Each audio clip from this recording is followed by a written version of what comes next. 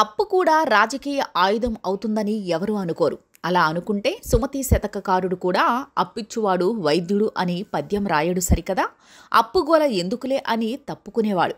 అప్పు చేసి పప్పుకూడు అన్న సినిమా కూడా వచ్చేది కాదేమో. ఇంతకీ అప్పు అంత తప్పు మాట. అసలు అప్పు చేయకూడదా అంటే ఎవరన్నారు ఆ మాట అని పెద్దలంతా గద్దించే పరిస్థితి కూడా ఉంటుంది. అసలు మనిషి పుట్టాక ఎవరు అప్పు చేయకుండా ఉండగలిగారు అని కూడా అంతా అనే సీన్ ఉంటుంది.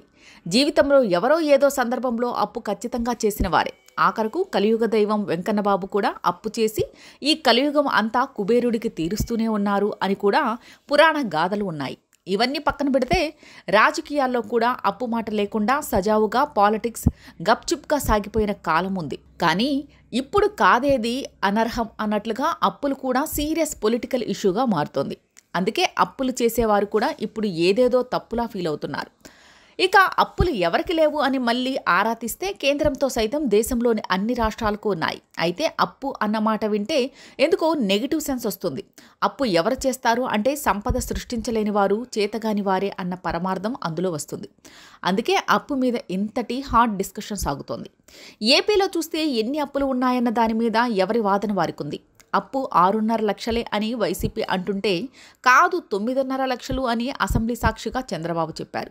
అయితే ఆర్థిక మంత్రి పయ్యావుల కేశవ్ ప్రవేశపెట్టిన 2024-25 బడ్జెట్లో అప్పును 6.5 లక్షల కోట్లు చూపించారు వైసీపీ నేతలు అంటుంటే అందులో వివిధ కార్పొరేషన్ల ద్వారా చేసిన అప్పుని మినహాయించి చూపించారు అని కూటమి నుంచి విమర్శలొస్తున్నాయి. అసలు ఏపీ అప్పు ఎన్ని లక్షల కోట్లు ఉందో ముఖ్యమంత్రి హోదాలో చంద్రబాబు అసెంబ్లీకి వినిపించారు. ఏపీ అప్పు అక్షరాల 9.74 లక్షల కోట్ల రూపాయలు అని చంద్రబాబు కీలక ప్రకటన చేశారు.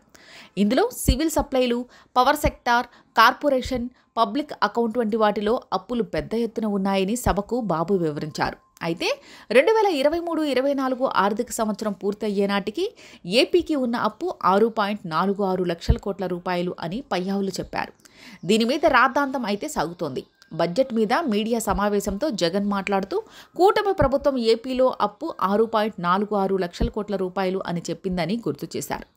ఇందులో కూడా వైసీపీ మొత్తం చేసింది కాదని 2014 నుంచి 2019 దాకా టీడీపీ ప్రభుత్వంలో చేసిన అప్పు కూడా ఉందని వివరించారు.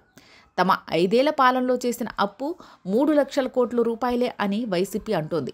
వాటిని కూడా సంక్షేమ పథకాల కోసమే తెచ్చామని, పైగా 2 ఏళ్ల పాటు ఏపీని కరోనా మహమ్మారి ఇబ్బంది పెట్టిందని, ఆయుధాలు అన్నింటా పడిపోయిన పరిస్థితి ఆనాడు ఉందని అంటోంది. అయితే ఏపీలో వివిధ కార్పొరేషన్లు, ఇతరత్ర సంస్థలతో కూడా అప్పులు వైసీపీ ప్రభుత్వం చేసింది.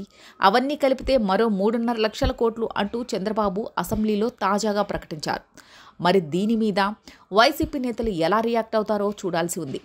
అయితే అప్పుల మీద ఎవరైనా తప్పుడు మాటలు మాట్లాడితే గుంజీళ్లు తీస్తామని కూడా ఆయన తీవ్ర స్వరంతో హెచ్చరించడం విశేషం.